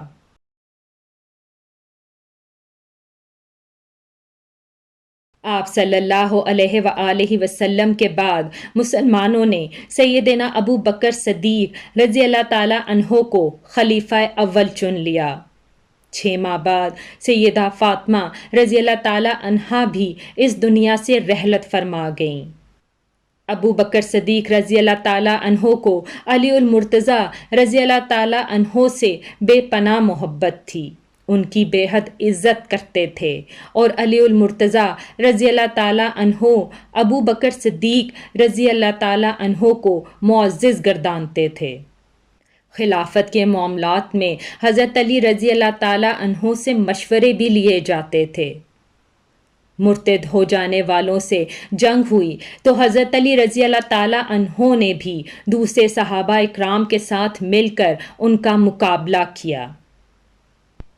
ابو بکر صدیق رضی اللہ تعالیٰ عنہ نے وفات پائی تو حضرت علی المرتضیٰ رضی اللہ تعالیٰ عنہ ان کے دروازے پر آئے اور فرمایا، آپ رضی اللہ تعالیٰ عنہ پر اللہ تبارک و تعالیٰ کی رحمت ہو۔ آپ رضی اللہ تعالیٰ عنہ نبی کریم صلی اللہ علیہ وآلہ وسلم کے پیارے ساتھی اور مدد کرنے والے دوست، اور اللہ سے سب سے زیادہ ڈرنے والے اور سب سے بڑھ کر دین کو نفع پہنچانے والے تھے۔ اس کے بعد دیر تک ان کی خوبیوں اور بھلائیوں کا ذکر کرتے رہے۔ ابو بکر صدیق رضی اللہ تعالیٰ عنہ کی وفات کے بعد عمر فاروق رضی اللہ تعالیٰ عنہ خلیفہ دوم بنے۔ انہوں نے مجلس شورا قائم کی تو اس میں سیدنا علی رضی اللہ تعالیٰ عنہ کو بھی شامل کیا۔ ان کی خلافت کا زمانہ 10.5 برس رہا۔ اس زمانے میں بھی حضرت علی رضی اللہ تعالیٰ عنہ سے باقاعدہ مشورے لیے جاتے رہے۔ عمر فاروق رضی اللہ تعالیٰ عنہ حضرت علی رضی اللہ تعالیٰ عنہ کے مشوروں کو بہت اہمیت دیتے تھے۔ جن جھگڑوں کا فیصلہ دوسرے صحابہ کرام نہیں کر پاتے تھے وہ سیدنا علی المرتضیٰ رضی اللہ تعالیٰ عنہ کے سامنے پیش کیے جاتے تھے۔ عمر فاروق رضی اللہ تعالیٰ عنہ اکثر فرمایا کرتے تھے، ہم میں سے سب سے بڑے قاضی علی المرتضیٰ رضی اللہ تعالیٰ عنہ ہیں۔ ایک مرتبہ عمر فاروق رضی اللہ تعالیٰ عنہ نے کوئی فیصلہ دیا تو علی رضی اللہ تعالیٰ عنہ نے اس کے خلاف رائے دی۔ عمر رضی اللہ تعالیٰ عنہ نے علی رضی اللہ تعالیٰ عنہ کو درست قرار دیا۔ سیدنا عمر فاروق رضی اللہ تعالیٰ عنہ کے دل میں سیدنا علی المرتضیٰ رضی اللہ تعالیٰ عنہ کے لیے نہ صرف محبت تھی بلکہ وہ ان کی بہت عزت بھی کرتے تھے۔ انہیں علی المرتضیٰ رضی اللہ تعالیٰ عنہ پر پورا اور مکمل بھروسہ اور اعتماد تھا۔ 16ویں ہجری میں بیت المقدس تشریف لے گئے تو سیدنا علی رضی اللہ تعالیٰ عنہ کو اپنا قائم مقام بنایا۔ سیدنا عمر فاروق رضی اللہ تعالیٰ عنہ کے زمانے میں سب سے بڑی لڑائی نہامند کی لڑائی سمجھی جاتی ہے۔ اس موقع پر ایرانیوں کا بہت بڑا لشکر جمع ہو گیا تھا۔ سیدنا عمر فاروق رضی اللہ تعالیٰ عنہ نے حضرت علی رضی اللہ تعالیٰ عنہ کو مسلمانوں کے لشکر کا سپہ سالار بنانا چاہا، لیکن انہوں نے مدینہ منورہ سے باہر جانے سے انکار کر دیا۔ پھر عمر فاروق رضی اللہ تعالیٰ عنہ نے خود سالار بن کر جانے کا ارادہ کیا تو سیدنا علی رضی اللہ تعالیٰ عنہ نے اس کا بھی مشورہ نہ دیا اور فرمایا کہ آپ رضی اللہ تعالیٰ عنہ مدینہ نہ چھوڑیں۔ حضرت عمر کو حضرت علی کا یہ مشورہ بھی ماننا پڑا۔ سیدنا عمر فاروق رضی اللہ تعالیٰ عنہ نے اپنی وفات سے پہلے خلافت کے لیے 6 صحابہ کرام کے نام تجویز کیے کہ مسلمان ان 6 صحابہ کرام میں سے کسی ایک کو خلیفہ چن لیں۔ ان میں سے ایک نام علی المرتضیٰ رضی اللہ تعالیٰ عنہ کا بھی تھا، دوسرا نام سیدنا عثمان غنی رضی اللہ تعالیٰ عنہ کا تھا۔ باقی 4 صحابہ کرام سعد بن ابی وقاص رضی اللہ تعالیٰ عنہ، عبد الرحمن بن عوف رضی اللہ تعالیٰ عنہ، زبیر بن عوام رضی اللہ تعالیٰ عنہ اور طلحہ بن عبداللہ رضی اللہ تعالیٰ عنہ تھے۔ ان چاروں نے اپنے نام واپس لے لیے تو خلافت وقت کے لیے صرف 2 نام رہ گئے، سیدنا عثمان غنی رضی اللہ تعالیٰ عنہ اور سیدنا علی المرتضیٰ رضی اللہ تعالیٰ عنہ۔ مسلمانوں نے بالآخر سیدنا عثمان غنی رضی اللہ تعالیٰ عنہ کے حق میں فیصلہ دیا اور انہیں خلیفہ سوئم چن لیا۔ اس طرح مسلمانوں کے تیسرے خلیفہ سیدنا عثمان غنی رضی اللہ تعالیٰ عنہ ہوئے۔ اس دوران میں بھی ان دونوں کے تعلقات بے حد خوشگوار رہے۔ سیدنا عثمان غنی رضی اللہ تعالیٰ عنہ کو جب بھی کوئی شرعی سزا دینے کا مسئلہ پیش آتا تو سیدنا علی المرتضیٰ رضی اللہ تعالیٰ عنہ کے ذریعے ہی فیصلہ کرواتے۔ ہر سال حج کے لیے جاتے وقت سیدنا علی رضی اللہ تعالیٰ عنہ کو بھی ہمراہ لے کر جاتے۔ سیدنا علی رضی اللہ تعالیٰ عنہ نے ہمیشہ حضرت عثمان رضی اللہ تعالیٰ عنہ کو بہترین مشورے دیے۔ جس زمانے میں سیدنا عثمان رضی اللہ تعالیٰ عنہ کے خلاف سازشیں شروع ہوئیں تو حضرت علی رضی اللہ تعالیٰ عنہ نے سازشوں کی آگ کو بجھانے کے لیے حضرت عثمان رضی اللہ تعالیٰ عنہ کو بہت سے مشورے دیے۔ مصر کے باغی مدینہ منورہ پر چڑھائی کر بیٹھے تو سیدنا علی رضی اللہ تعالیٰ عنہ نے ان سب کو سمجھا بجھا کر واپس روانہ کیا، لیکن وہ لوگ تو سیدنا عثمان رضی اللہ تعالیٰ عنہ کے خون کے پیاسے تھے۔ وہ باغی رات کی تاریکی میں پھر واپس لوٹے۔ کوفے اور بصرہ کے باغیوں نے بھی ان کا ساتھ دیا۔ ان سب نے سیدنا عثمان رضی اللہ تعالیٰ عنہ کے گھر کو گھیرے میں لے لیا۔ اس وقت میں سیدنا علی رضی اللہ تعالیٰ عنہ نے ان باغیوں کو سمجھانے کی بہت کوششیں کیں پر وہ نہیں مانے، تو اپنے بیٹوں سیدنا حسن رضی اللہ تعالیٰ عنہ اور سیدنا حسین رضی اللہ تعالیٰ عنہ کو حضرت عثمان رضی اللہ تعالیٰ عنہ کے گھر کے دروازے پر ان کی حفاظت کے لیے مامور فرما دیا۔ ایک دفعہ تو بے حد مشکل سے حضرت عثمان رضی اللہ تعالیٰ عنہ کے گھر پانی پہنچایا گیا۔ اس جھڑپ میں سیدنا حسن رضی اللہ تعالیٰ عنہ زخمی بھی ہوئے۔ پھر کچھ باغی دیوار پھاند کر اندر داخل ہوئے اور حضرت عثمان رضی اللہ تعالیٰ عنہ کو بے رحمی سے قتل کر دیا۔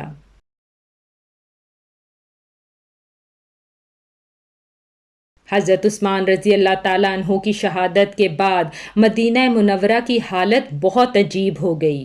پورے شہر پر ان باغیوں کا قبضہ تھا۔ ہر طرف افراتفری کا عالم تھا۔ لاکھوں مربع میل پر پھیلی ہوئی اسلامی سلطنت کا کوئی سربراہ نہ تھا۔ ان سب کا خیال تھا کہ اس مشکل وقت میں سیدنا علی رضی اللہ تعالیٰ عنہ ہی خلافت کا فریضہ بخوبی نبھانے کے حامل ہو سکتے ہیں۔ پھر سیدنا علی المرتضیٰ رضی اللہ تعالیٰ عنہ سے درخواست کی گئی کہ وہ خلافت کی ذمہ داری سنبھال لیں، لیکن انہوں نے صاف انکار کر دیا۔ ان کے انکار سے حالات مزید بگڑ گئے، کیونکہ خلافت کی گدی زیادہ دیر تک خالی نہیں چھوڑی جا سکتی تھی۔ اب مہاجرین، انصار اور مدینے میں موجود تمام لوگوں نے سیدنا علی رضی اللہ تعالیٰ عنہ سے سخت اصرار کیا کہ وہ خلیفہ بننا منظور کر لیں۔ یہ درخواست کرنے والوں میں باغی بھی شامل تھے۔ آخر کار حضرت علی رضی اللہ تعالیٰ عنہ کو ان سب کی بات ماننا پڑی اور خلافت کی ذمہ داری اٹھانے کے لیے انہوں نے حامی بھر لی۔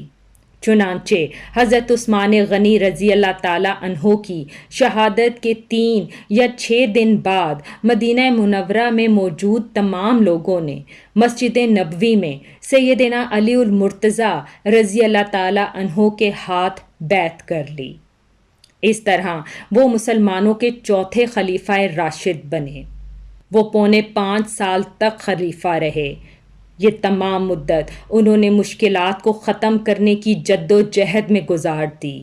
کوئی اور ہوتا تو ہمت ہار بیٹھتا، لیکن سیدنا علی المرتضیٰ رضی اللہ تعالیٰ عنہ اللہ تبارک و تعالیٰ کے بھروسے پر تمام مشکلات اور مصیبتوں کا آخری دم تک بڑے حوصلے اور بہادری کے ساتھ مقابلہ کرتے رہے۔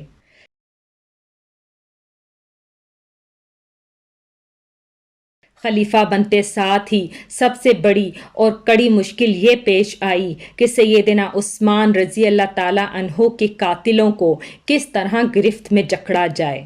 سیدنا عثمان رضی اللہ تعالیٰ عنہ کی شہادت کوئی معمولی اور عام سانحہ نہ تھا۔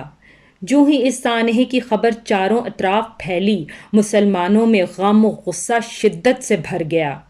ہر طرف سے یہ آوازیں بلند ہو رہی تھیں کہ عثمان غنی رضی اللہ تعالیٰ عنہ کے خون کا بدلہ لیا جائے، ان کے قاتلوں کو سخت ترین سزائیں دی جائیں۔ سیدنا علی رضی اللہ تعالیٰ عنہ کی بھی یہ دلی خواہش تھی کہ وہ جلد از جلد قاتلوں کو پکڑیں، لیکن مشکل یہ تھی کہ جو لوگ سیدنا عثمان غنی رضی اللہ تعالیٰ عنہ کے مکان کو گھیرے میں لیے ہوئے تھے، ان کی تعداد ہزاروں میں تھی۔ ان میں سے قاتلوں کو ڈھونڈنا آسان کام نہ تھا۔ کسی بھی شخص کے خلاف موقع کا کوئی گواہ موجود نہ تھا۔ سیدنا عثمان رضی اللہ تعالیٰ عنہ کی شہادت کے وقت صرف ان کی زوجہ محترمہ حضرت نائلہ رضی اللہ تعالیٰ عنہ ان کے ہمراہ تھی۔ شوہر کو بچانے کی کوشش میں ان کے ہاتھ کی 3 انگلیاں کٹ گئی تھیں۔ ان سے دریافت کیا گیا تو وہ بس اتنا ہی بتا پائیں کہ 3 آدمی اندر آئے تھے، ان میں سے ایک محمد بن ابی بکر تھا۔ یہ حضرت ابو بکر صدیق رضی اللہ تعالیٰ عنہ کے چھوٹے صاحبزادے تھے۔ والد کی وفات کے بعد ان کی پرورش کی ذمہ داری حضرت علی رضی اللہ تعالیٰ عنہ نے اٹھائی تھی۔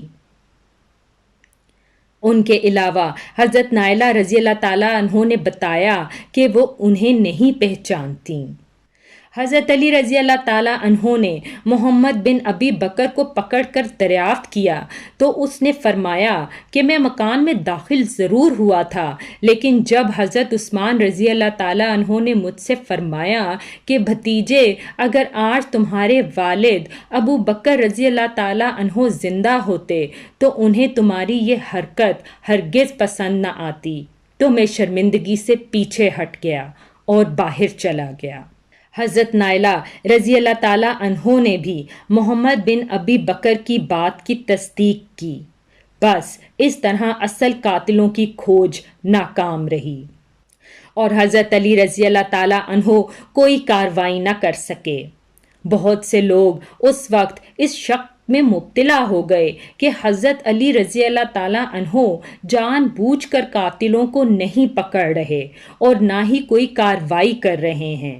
اس شک کی ایک وجہ یہ بھی تھی کہ تمام باغی حضرت علی رضی اللہ تعالیٰ عنہ کی بیعت کر چکے تھے اور بہت سے تو ان کی فوج میں شامل بھی ہو چکے تھے۔ اس وقت کے حالات یہ اجازت نہ دیتے تھے کہ ان سب کو چن چن کر فوج سے برخاست کیا جائے۔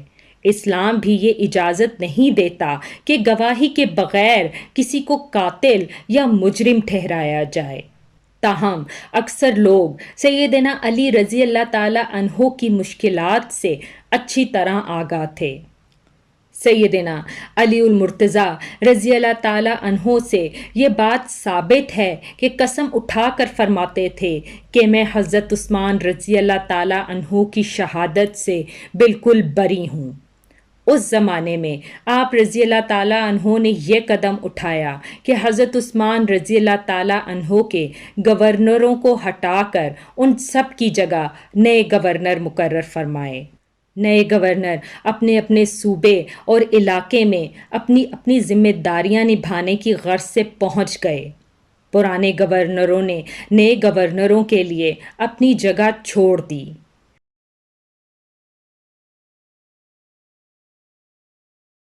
امیر معاویہ رضی اللہ تعالیٰ عنہ نے گورنری سے دستبردار ہونے سے انکار کر دیا۔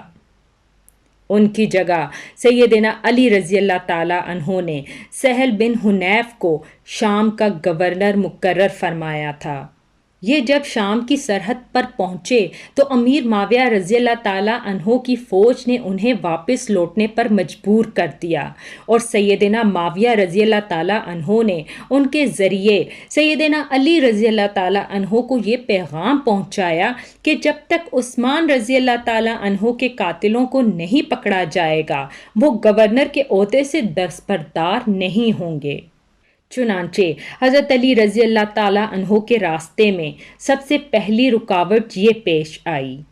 ابھی وہ اس طرف پوری توجہ نہ دے سکے تھے کہ ایک اور مشکل آڑے آ گئی۔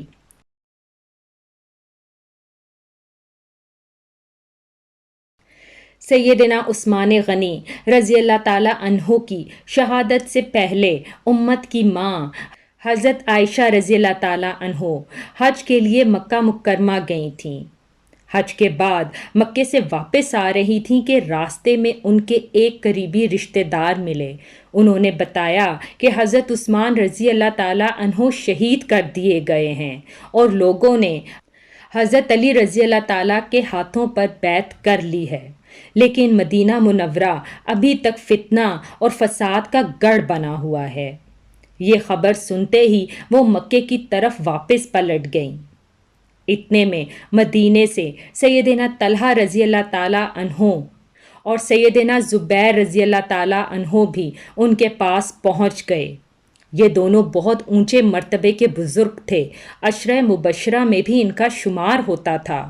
انہوں نے بھی یہی بتایا کہ مدینے کے لوگ فسادیوں کے ہاتھوں بہت پریشان ہیں، نہ تو وہ خود اپنی حفاظت کر سکتے ہیں اور نہ ہی ان میں سے سیدنا عثمان رضی اللہ تعالی عنہ کے خون کا بدلہ لینے کی طاقت ہے۔ مکے کے لوگوں نے ام المومنین حضرت عائشہ صدیقہ رضی اللہ تعالی عنہ سے واپسی کا سبب دریافت کیا تو انہوں نے فرمایا کہ حضرت عثمان رضی اللہ تعالی عنہ کو بے دردی سے شہید کر دیا گیا اور فتنہ فساد بہت بڑھ چکا ہے، اس کا دبنا آسان نظر نہیں آ رہا، اس لیے تم لوگ فتنہ و فساد سے نپٹنے اور سیدنا عثمان غنی رضی اللہ تعالی عنہ کا بدلہ لینے کے لیے تیار ہو جاؤ۔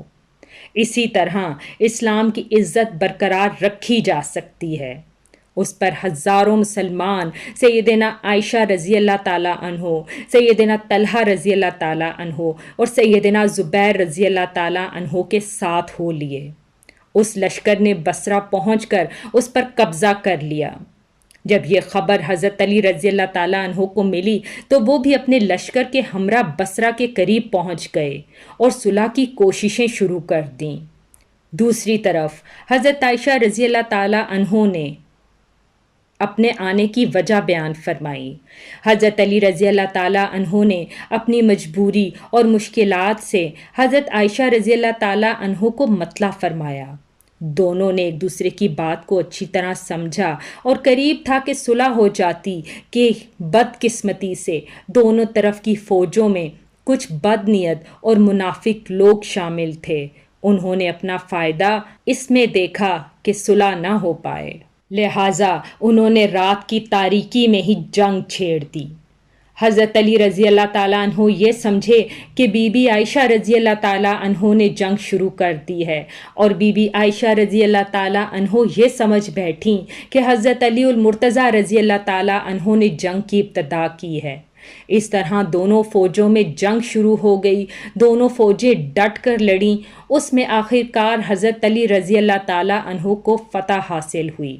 فتح کے بعد حضرت علی رضی اللہ تعالیٰ عنہ نے ان کے بھائی محمد بن ابی بکر رضی اللہ تعالیٰ عنہ کو ان کا حال معلوم کرنے کے لیے بھیجا اور عام اعلان فرمایا کہ بھاگنے والوں کا پیچھا نہ کیا جائے، لوٹ مار ہرگز نہ کی جائے، زخمیوں پر گھوڑے دوڑانے سے منع فرمایا، جو ہتھیار ڈال دیں انہیں کوئی تکلیف نہ دی جائے۔ پھر انہوں نے خود سیدنا عائشہ رضی اللہ تعالیٰ عنہ کے پاس جا کر پوچھا، اے مومنوں کی ماں، آپ کا مزاج کیسا ہے؟ انہوں نے جواباً فرمایا، میں ٹھیک ہوں۔ اس کے بعد حضرت علی رضی اللہ تعالیٰ عنہ نے انہیں چند دن بصرہ میں آرام اور آسائش کے ساتھ ٹھہرایا۔ پھر محمد بن ابی بکر رضی اللہ تعالیٰ عنہ کی نگرانی میں انہیں 40 معزز اور شریف خواتین کے ساتھ مکہ روانہ فرمایا۔ اس وقت حضرت عائشہ رضی اللہ تعالیٰ عنہ نے فرمایا، میرے بچوں، یہ لڑائی غلط فہمی کا نتیجہ تھی۔ حضرت علی رضی اللہ تعالیٰ عنہ سے نہ پہلے میرا کوئی جھگڑا تھا نہ اب ہے۔ سیدنا علی رضی اللہ تعالیٰ عنہ نے جواباً فرمایا، آپ سچ فرماتی ہیں، آپ سب مومنوں کی ماں ہیں، آپ کی عزت کرنا ہم سب پر واجب ہے۔ پھر حضرت عائشہ رضی اللہ تعالیٰ عنہ مکے تشریف لے آئیں۔ اس لڑائی میں حضرت عائشہ رضی اللہ تعالیٰ عنہ اونٹ پر سوار تھیں، اس لیے اس لڑائی کو جنگ جمل کہا جاتا ہے۔ یہ لڑائی جمادی الاخر 36 ہجری میں پیش آئی۔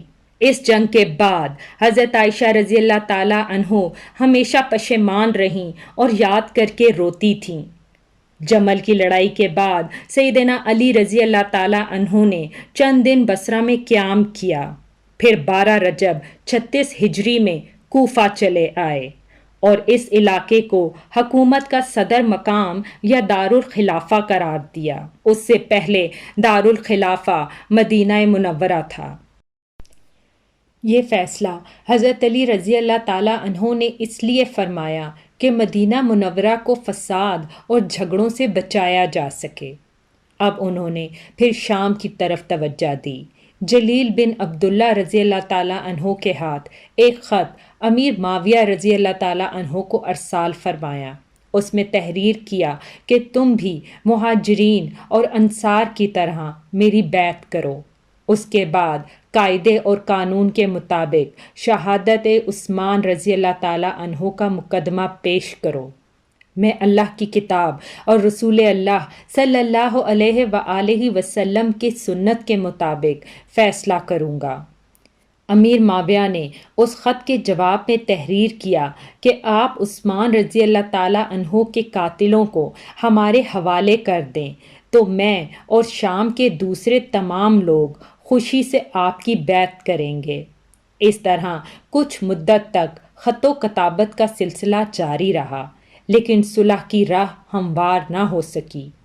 ادھر شام کے صدر مقام دمشق کے جامع مسجد میں سیدنا عثمان غنی رضی اللہ تعالیٰ عنہ کے خون آلود کپڑے اور حضرت نائلہ رضی اللہ تعالیٰ عنہ کی کٹی ہوئی انگلیاں رکھ دی گئیں۔ ان کو دیکھ دیکھ کر لوگ زاروں قطار آنسو بہاتے تھے، قاتلوں سے بدلہ لینے کا عہد کرتے تھے۔ جب حضرت علی رضی اللہ تعالیٰ عنہ کو اس بات کا یقین ہو گیا کہ امیر معاویہ بیعت نہیں کریں گے تو انہوں نے جنگ کی تیاری کی اور تقریباً 80,000 فوج لے کر شام کی طرف روانہ ہونے کا ارادہ کیا۔ دوسری طرف امیر معاویہ رضی اللہ تعالیٰ عنہ بھی ایک بڑا لشکر لے کر مقابلے کے لیے میدان میں اترے۔ دونوں فوجیں دریائے فراق کے قریب پہنچیں۔ شامی فوجوں نے گھاٹ پر قبضہ کر کے پانی پر پہرے بٹھا دیے، لیکن دوسرے دن حضرت علی رضی اللہ تعالیٰ عنہ کی فوج نے شامیوں پر حملہ کر کے انہیں پیچھے دھکیل دیا اور گھاٹ پر قبضہ کر کے سب کے لیے پانی عام کر دیا۔ اب دونوں فوجوں نے صفین کے مقام پر ایک دوسرے کے مقابل مورچے قائم کر لیے۔ یہ مقام شہر حقب کے جنوب مشرق اور شہر حمص کے شمال مغرب میں دریائے فراق کے کنارے پر تھا۔ 3 مہینے 20 دن تک دونوں فوجیں آمنے سامنے ڈٹی رہیں۔ اس دوران دونوں فریق بات چیت کے ذریعے مسئلہ حل کرنے کی بھرپور کوششیں کرتے رہے، لیکن افسوس کسی فیصلے پر نہ پہنچ سکے۔ چھوٹی چھوٹی جھڑپیں ہوتی رہیں۔ عام لڑائی محرم 37 ہجری تک شروع نہ ہو سکی۔ آخر سفر میں دونوں فوجوں میں جنگ شروع ہوئی۔ یہ جنگ کئی دن تک جاری رہی۔ دونوں جانب مسلمانوں کا خون بہتا رہا۔ منافقین اور شر پسند لوگ اس موقع سے خوب فائدہ مند ہوئے۔ انہی فسادیوں کی وجہ سے صلح کی تمام کوششیں ناکام رہیں۔ پھر ایک دن حضرت علی رضی اللہ تعالیٰ عنہ کی فوج نے اتنا زبردست دباؤ ڈالا کہ شامی فوج کے پاؤں اکھڑنے لگے۔ اتنے میں شامی فوج کا ایک دستہ قرآن پاک کو نیزوں پر اٹھا کر آگے بڑھا اور پکار کر کہا، یہ دیکھو تمہارے اور ہمارے درمیان اللہ پاک کی کتاب ہے۔ حضرت علی رضی اللہ تعالیٰ عنہ کی فوج نے قرآن پاک دیکھ کر ہاتھ روک لیے۔ لڑائی رک گئی۔ اس کے بعد پھر بات چیت کے ذریعے معاملے کو حل کرنے کی کوششیں جاری ہو گئیں۔ آخر کار یہ قرار پایا کہ خلافت کا مقدمہ 2 ثالثوں کے سپرد کیا جائے۔ وہ آپس میں مل کر جو بھی فیصلہ کریں گے ان کا فیصلہ سب کو قبول ہوگا۔ ایک ثالث حضرت علی رضی اللہ تعالیٰ عنہ مقرر فرمائیں اور ایک ثالث امیر معاویہ رضی اللہ تعالیٰ عنہ مقرر کریں۔ اس طرح حضرت علی رضی اللہ تعالیٰ عنہ کی طرف سے ابو موسیٰ اشری رضی اللہ تعالیٰ عنہ ثالث مقرر ہوئے، اور امیر معاویہ رضی اللہ تعالیٰ عنہ کی طرف سے عمر بن عاص رضی اللہ تعالیٰ عنہ ثالث مقرر ہوئے۔ ان سے فرمایا گیا کہ وہ رمضان کے مہینے تک فیصلہ کر دیں۔ اس کے بعد سیدنا امیر معاویہ رضی اللہ تعالیٰ عنہ اپنی فوج کے ساتھ دمشق روانہ ہو گئے۔ سیدنا علی رضی اللہ تعالیٰ عنہ کوفہ کی طرف روانہ ہو گئے۔ اس موقع پر ان کی فوج 2 حصوں میں بٹ گئی۔ ایک حصہ ثالث مقرر کرنے کا حامی تھا، جبکہ دوسرا کہتا تھا کہ قرآن کو چھوڑ کر انسانوں کو حکم یا فیصلہ کرنے والا بنانا گناہ ہے۔ دونوں گروہ آپس میں جھگڑنے لگے اور بات بے بات تلواریں نکالنے لگے۔ حضرت علی رضی اللہ تعالیٰ عنہ نے انہیں کوفہ تک لانے میں بہت مشکلات دیکھیں، لیکن پھر بھی 12,000 آدمی جو کہ ثالثوں سے فیصلہ کروانے کے خلاف تھے، فوج سے الگ ہو گئے اور ہرورہ کے مقام پر چلے گئے۔ ان لوگوں کو خارجی کہا گیا۔ دونوں ثالثوں نے جو فیصلہ دیا وہ ایک دوسرے سے مختلف تھا۔ سیدنا ابو موسیٰ اشری کا فیصلہ یہ تھا کہ حضرت علی اور امیر معاویہ میں سے کسی کو بھی خلیفہ مقرر نہ کیا جائے، انہیں چھوڑ کر مسلمان جسے چاہیں خلیفہ چن لیں۔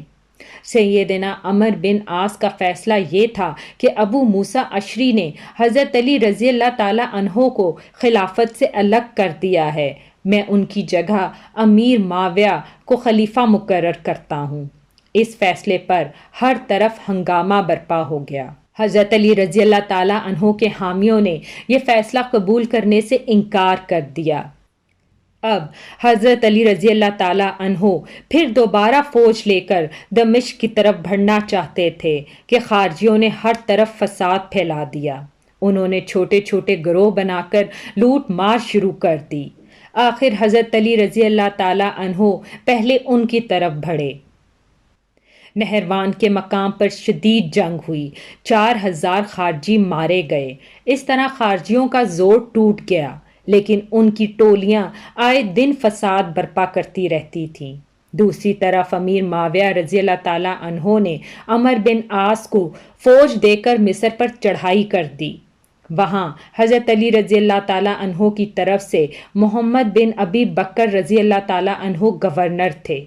انہوں نے شامی فوج سے شکست کھائی اور گرفتار ہو گئے، پھر قتل کر دیے گئے۔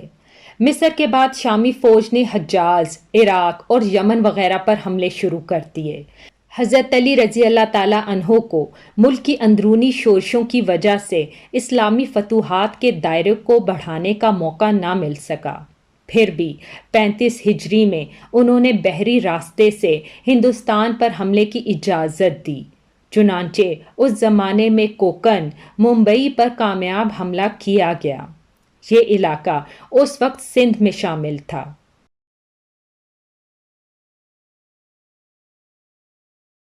نہروان کی لڑائی کے بعد حضرت علی رضی اللہ تعالیٰ عنہ کا ارادہ شام پر حملہ کرنے کا تھا۔ انہوں نے جنگ کی تیاریاں شروع کر دی تھیں، لیکن دوسری طرف خارجیوں نے سازشیں تیار کیں کہ حضرت علی رضی اللہ تعالیٰ عنہ، امیر معاویہ رضی اللہ تعالیٰ عنہ اور عمر بن عاص رضی اللہ تعالیٰ عنہ تینوں کو قتل کر دیا جائے۔ ان کے خیال میں امن محض اسی صورت میں قائم کیا جا سکتا تھا۔ چنانچہ اس کام کے لیے 3 آدمی مقرر کیے گئے: عبد الرحمن بن ملجم حضرت علی رضی اللہ تعالیٰ عنہ کو، ورق بن عبداللہ امیر معاویہ رضی اللہ تعالیٰ عنہ کو، اور عمر بن بکر نے عمر بن عاص رضی اللہ تعالیٰ عنہ کو شہید کرنے کا ذمہ اٹھایا۔ ان بدبختوں نے رمضان 40 ہجری میں ایک ہی روز فجر کی نماز کے بعد ان تینوں بزرگان دین پر حملہ کرنے کا فیصلہ کیا۔ مصر کے گورنر عمر بن عاص رضی اللہ تعالیٰ عنہ اس روز بیمار تھے۔ انہوں نے اس دن خارجہ بن حذافہ کو نماز کی امامت کے لیے بھیجا، لہٰذا عمر بن بکر نے عمر بن عاص کے دھوکے میں خارجہ بن حذافہ کو شہید کر دیا۔ دمشق میں ورق بن عبداللہ نے امیر معاویہ پر حملہ کیا، اس وقت جب وہ مسجد کے دروازے سے نکل رہے تھے۔ انہیں معمولی زخم آیا۔ کوفے میں عبد الرحمن بن ملجم ملعون سیدنا علی رضی اللہ تعالیٰ عنہ کے راستے میں دھاک لگا کر بیٹھ گیا۔ جب حضرت علی رضی اللہ تعالیٰ عنہ فجر کی نماز کے لیے مسجد کی طرف چلے تو ان پر تلوار کا وار کیا۔ سر پر شدید زخم آیا۔ ابن ملجم کو گرفتار کر لیا گیا۔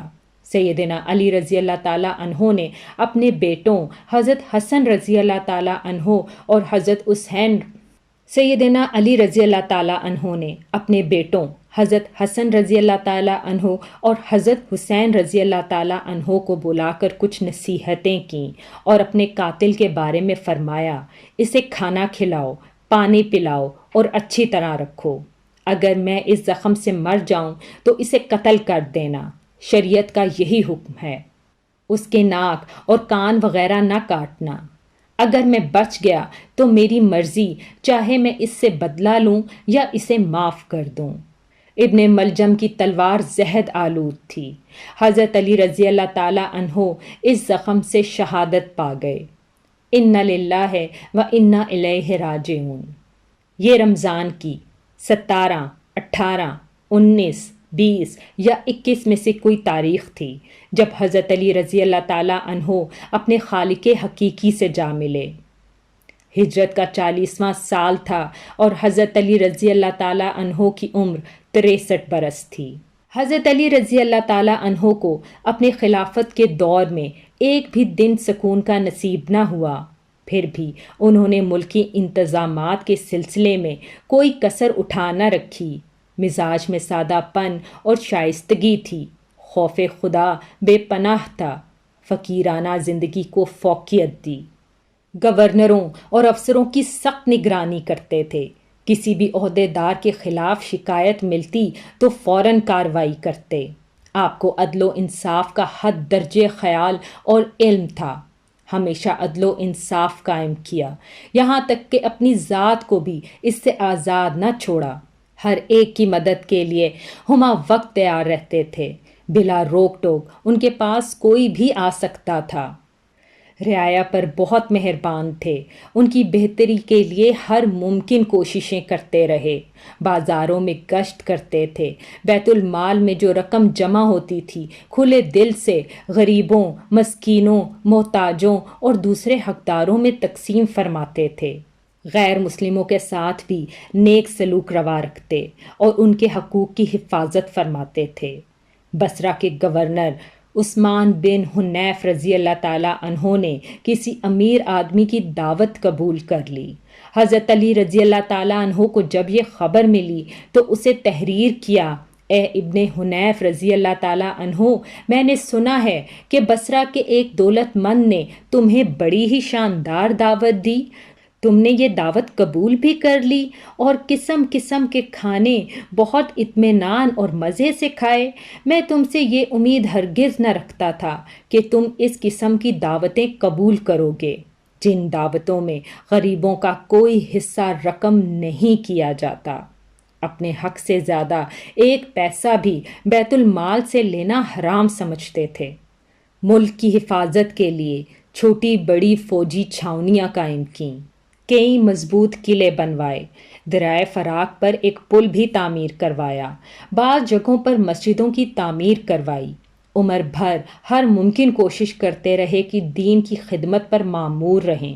کافروں کے خلاف تمام بڑی بڑی لڑائیوں میں رسول اللہ صلی اللہ علیہ وآلہ وسلم کے ساتھ شرکت کی، ہر لڑائی میں جان ہتھیلی پر رکھ کر جرأت مندانہ طریقے سے لڑے۔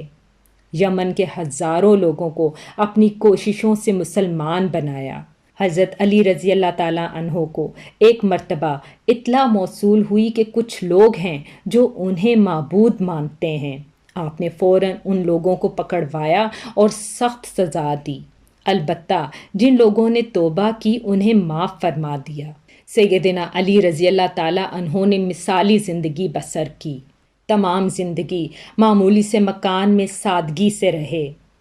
دروازے پر کوئی پہرے دار نہ ہوتا تھا، شان و شوکت اور دکھاوے سے شدید نفرت فرماتے، کپڑوں میں پیوند لگے ہوتے، پیوند خود ہی اپنے ہاتھوں سے لگا لیتے، دکانداروں پر کڑی نگرانی رکھتے تھے کہ منافع خوری سے عوام کو محفوظ رکھ سکیں۔ اپنا وظیفہ اور دوسری آمدنی زیادہ تر خیرات کر دیتے تھے۔ ایک دن اپنے خادم کمبد کو بازار لے گئے، اپنے لیے سستا کپڑا خریدا اور اس کے لیے قیمتی کپڑا خریدا۔ اس نے کہا کہ میرے لیے ایسے کپڑے کی کیا ضرورت تھی؟ حضرت علی رضی اللہ تعالیٰ عنہ نے فرمایا کہ تم جوان ہو، تمہارے لیے اچھا کپڑا ہونا چاہیے۔ میرا کیا ہے، بوڑھا ہوں، بازار سے سودا سلف خود خریدتے تھے۔ زرید نامی شخص نے حضرت علی رضی اللہ تعالیٰ عنہ کے دسترخوان پر سادہ کھانا دیکھ کر کہا، آپ کو پرندوں کا گوشت پسند نہیں؟ حضرت علی رضی اللہ تعالیٰ عنہ نے جواباً فرمایا، خلیفہ کو مسلمانوں کے مال میں سے صرف 2 پیالوں کا حق ہے، ایک خود کھائے اور اپنے بچوں کو کھلائے، اور دوسرا اللہ کی راہ میں خیرات کر دے۔ عید سے چند روز قبل کسی نے آپ کے کپڑوں میں پیوند دیکھ کر کہا، امیر المومنین، آپ 2 درہم میں ایک نیا جوڑا کیوں نہیں خرید لیتے؟ حضرت علی رضی اللہ تعالیٰ عنہ نے جواباً فرمایا، مجھے شرم آتی ہے کہ میں نیا لباس زیب تن کروں اور کوفے میں ہزاروں آدمیوں نے پرانے کپڑے پہن رکھے ہوں۔ کہیں سے مال آتا تو تمام مال راہ اللہ میں تقسیم فرما دیتے، اس میں سے خود کے لیے کبھی کوئی خاص چیز نہ رکھی اور نہ ہی رشتہ داروں کو ان کے حق سے زیادہ دیا۔ ایک مرتبہ حضرت علی رضی اللہ تعالیٰ عنہ کی زرہ گم ہو گئی۔ چند دن بعد وہی زرہ ایک یہودی کے پاس نظر آئی۔ آپ نے اس یہودی سے فرمایا، یہ زرہ میری ہے، تمہارے پاس کہاں سے آئی؟ اس نے کہا، نہیں، یہ زرہ میری ہے۔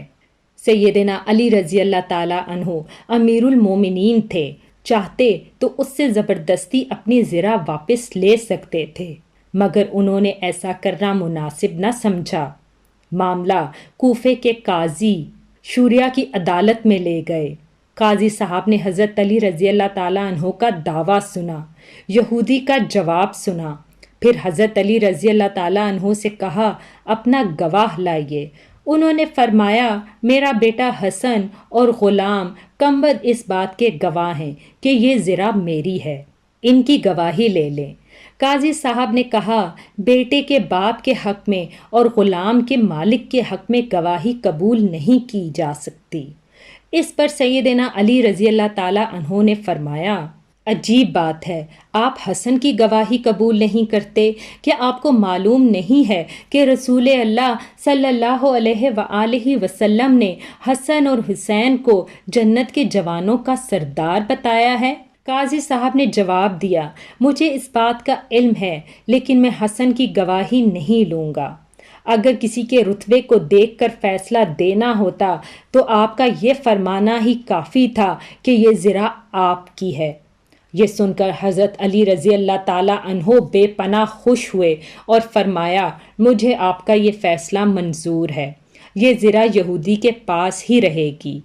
ان کی یہ بات سن کر یہودی پکار اٹھا، قاضی صاحب نے جس طرح فیصلہ دیا اور حضرت علی رضی اللہ تعالیٰ عنہ نے جس طرح اس فیصلے کو قبول کیا، اس سے مجھے یقین ہو گیا کہ آپ کا دین سچا ہے، یہ زرہ واقعی حضرت علی رضی اللہ تعالیٰ عنہ کی ہے۔ اس کے ساتھ ہی اس نے کلمہ پڑھا اور مسلمان ہو گیا۔ حضرت علی رضی اللہ تعالیٰ عنہ درمیانے قد کے دوہرے بدن کے تھے، چہرہ بہت خوبصورت اور باروب تھا۔ خیبر کی لڑائی کے موقع پر رسول اللہ صلی اللہ علیہ وآلہ وسلم نے آپ کو دعا دی تھی، اے اللہ، علی سے گرمی سردی کا اثر دور کر دے۔ اس دعا کا یہ اثر تھا کہ آپ ہر موسم میں ہر طرح کا کپڑا زیب تن کر لیتے تھے، ضرورت کے وقت مزدوری کرنے سے بھی کبھی نہیں ہچکچائے۔ آپ علم کا سمندر تھے، آپ کی علمی باتیں بہت مشہور اور حیرت انگیز ہیں۔ ایک خاتون حضرت علی رضی اللہ تعالیٰ عنہ کی خدمت میں حاضر ہوئی۔ اس نے شکایت کی کہ میرا بھائی 600 دینار چھوڑ کر فوت ہوا ہے۔ جب یہ رقم وارثوں میں تقسیم کی گئی تو مجھے صرف 1 دینار دیا گیا کہ تمہارے حصے میں 1 ہی دینار آتا ہے۔ آپ رضی اللہ تعالیٰ عنہ نے اس کی شکایت پر غور کیا، پھر فرمایا شاید تمہارے بھائی میں 1 بیوی، 2 لڑکیاں، 1 ماں، 1 بہن اور 12 بیٹے چھوڑے ہیں۔ عورت نے حیران ہو کر کہا آپ رضی اللہ تعالیٰ عنہ کا اندازہ بالکل درست ہے۔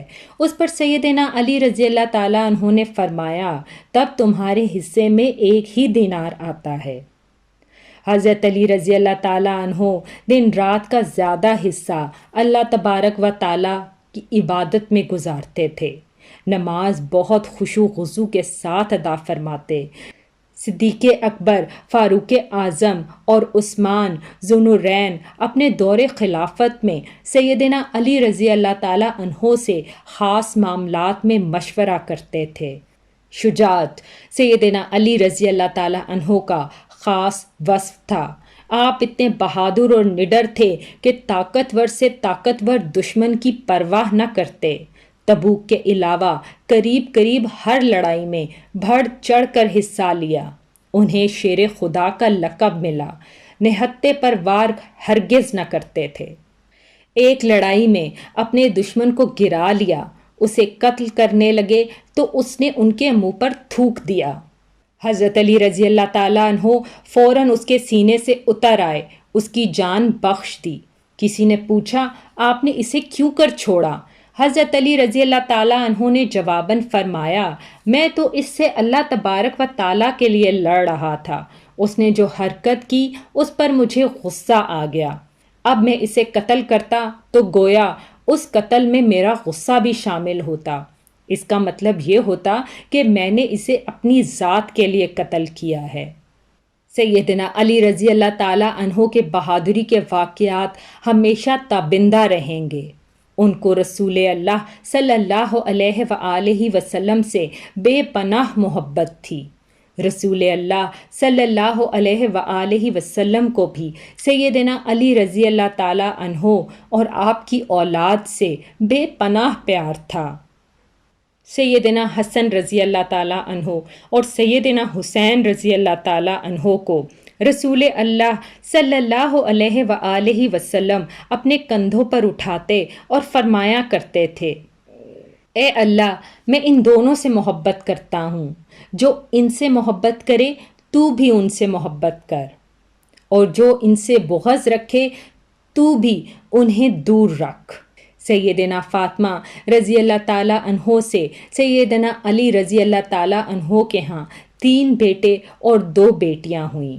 ان کے نام یہ ہیں حضرت حسن رضی اللہ تعالیٰ عنہ، حضرت حسین رضی اللہ تعالیٰ عنہ، حضرت محسن رضی اللہ تعالیٰ عنہ، حضرت زینب رضی اللہ تعالیٰ عنہا، حضرت کلثوم رضی اللہ تعالیٰ عنہا۔ حضرت محسن رضی اللہ تعالیٰ عنہ بچپن میں ہی وفات پا گئے۔ حضرت فاطمہ رضی اللہ تعالیٰ عنہا کی زندگی میں حضرت علی رضی اللہ تعالیٰ عنہ نے دوسری شادی نہ کی۔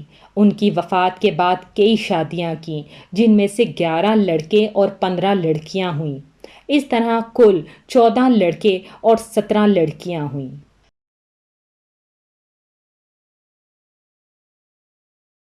حضرت علی رضی اللہ تعالیٰ عنہ کے چند حکیمانہ اقوال یہ ہیں: غریب وہ ہے جس کا کوئی دوست نہ ہو، گناہوں پر شرمندہ ہونا ان کو مٹا دیتا ہے، اور نیکیوں پر مغرور ہونا ان کو برباد کر دیتا ہے۔ علم مال سے بہتر ہے، اس لیے کہ علم تمہاری حفاظت کرتا ہے، جبکہ مال کی حفاظت تم کرتے ہو۔ جو چیز نہیں آتی ہو اس کے سیکھنے میں شرم نہ کرو۔